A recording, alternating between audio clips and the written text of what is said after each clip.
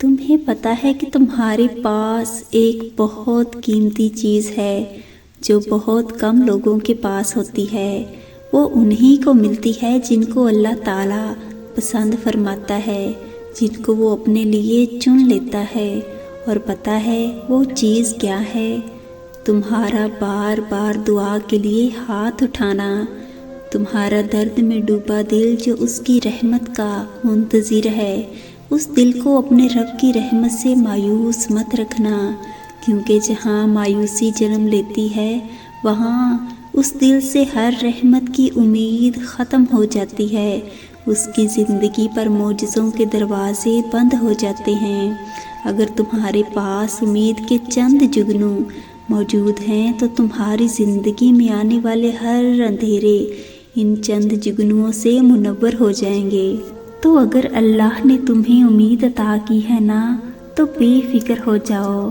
اللہ تمہاری دعا کی قبولیت کے بعد تمہیں وہ صبر سے اپنا پھل ملنے کا انتظار کرو، کیونکہ تمہارے پھل کے پکنے میں ابھی وقت ہے۔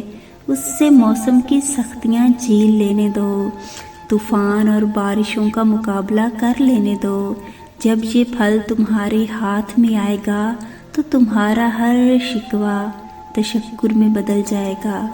اگر تمہارے پاس امید سے بھرا دل ہے تو تم بہت امیر ہو، اللہ کے پسندیدہ ہو۔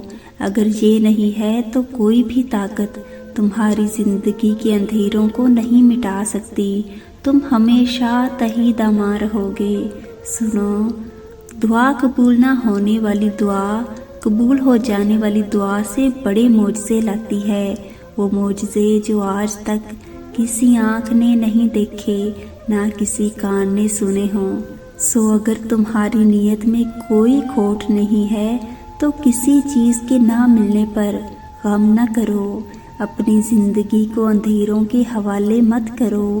شاید تم ایسی دعا کو بار بار مانگ رہے ہو جو تمہاری زندگی میں کوئی بڑا نقصان کرنے والی ہو، جو وقتی طور پر تمہیں ضرور کرتی ہو، تمہیں مسرور کرتی ہو، مگر اس کی آنے والی تباہی کو تم نہیں جان سکتے، کیونکہ اللہ جانتا ہے، تم نہیں جانتے۔ تو جو جانتا ہے اسی پر سب چھوڑ دو نا، سب کچھ وہ تمہارے لیے وہ چیز لکھ چکا ہے جو تمہارے حق میں بہتر ہے۔ وہ تو تم سے اتنی محبت کرتا ہے کہ تمہیں غلط چیز کا انتخاب، غلط شخص کا انتخاب نہیں کرنے جسے اس نے تمہارے لیے چنا ہے۔ وہ تمہارے اس انتخاب سے کئی گناہ بہتر ہے، جس سے پانے کی چاہت میں تم اس کے سامنے رو۔ اللہ تعالیٰ دعا کو تمہاری زبان پر لانے سے پہلے تمہارے نصیب کا حصہ بنا دے گا۔ تم سوچتے ہو کہ میرا مقدر جب اللہ کے ہاتھ میں ہے تو دعا کیا کر سکتی ہے، ان کے مانگنے کا کیا فائدہ؟ لیکن تم نے کبھی یہ نہیں سوچا ہے کہ دعا کی توفیق وہ راستے کھولتی ہے جو ہمیں ہمارے مقدر تک لے کر جاتے ہیں، ہماری منزل تک لے کر جاتے ہیں۔ اس لیے دعا مانگنا مت چھوڑو۔ وہ کسی چیز کو پانے کی چاہ بری نہیں ہے، کیونکہ اللہ نے تمہیں ہر طرح کی خواہشات سے پیدا فرمایا ہے۔ یہ خواہشیں ہی ہیں جو تمہیں اس کے در پر جانے کی توفیق دیتی ہیں، یہی تو ہمیں اس رب تک لے جاتی ہیں جس کا کن ہمارے لیے معجزہ بن جاتا ہے۔ تم ضرور چاہت کرو، ضرور خواہش کرو، مگر جب اس چیز کی چاہت تمہیں دعا تک لے کر جائے اور دعا سے بھی وہ چیز نہ ملے تو خوش ہو جاؤ کہ تمہارے لیے اللہ تعالیٰ نے اس سے کئی گنا بڑھ کر عطا کرنے کا ارادہ کر لیا ہے۔ حضرت علی رضی اللہ تعالیٰ عنہ نے فرمایا ہے کہ جب مجھے کوئی چیز دعا سے مل جاتی ہے تو میں خوش ہوتا ہوں، لیکن جب کوئی خواہش مجھے نہیں ملتی تو میں اور بھی زیادہ راضی ہوتا ہوں، کیونکہ اسی میں میرے رب کی رضا ہے۔ جب مانگنے کی توفیق مل گئی ہے تو پھر اجر کی فکر کیسی؟ مانگی ہوئی چاہت میں دینے والے کی رضا شامل ہو جائے گی تو معجزے خود ہی اپنا راستہ بنا لیں گے اور وہ چیز تمہاری جھولی میں آن گرے گی۔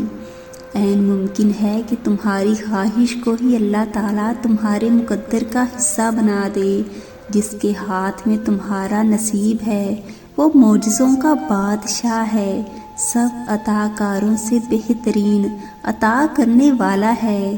سو اسی پر بھروسہ کر کے چلو اور اسی سے مانگتے رہو۔ ان قریب وہ تمہارے دل کی خواہش پر اپنے کن کی مہر لگا دے گا اور تمہارے لیے خوشیوں کے ایسے در کھلیں گے جو کبھی بند نہیں ہوں گے۔ تمہاری زندگی میں راوی چین ہی چین لکھے گا۔ میری دعا ہے اس رب مہربان سے کہ تمہاری دعاؤں کے کٹورے تمہاری من پسند خوشیوں سے بھر دیے جائیں۔ تمہاری زندگی میں خوشیوں کی ایسی بہار آئے جس پر کبھی خزاں نہ آئے۔ تمہارے سر پر خوشیوں کے بادل منڈلاتے رہیں اور رحمتوں کی بارشیں تم پر برستی رہیں ہمیشہ کے لیے۔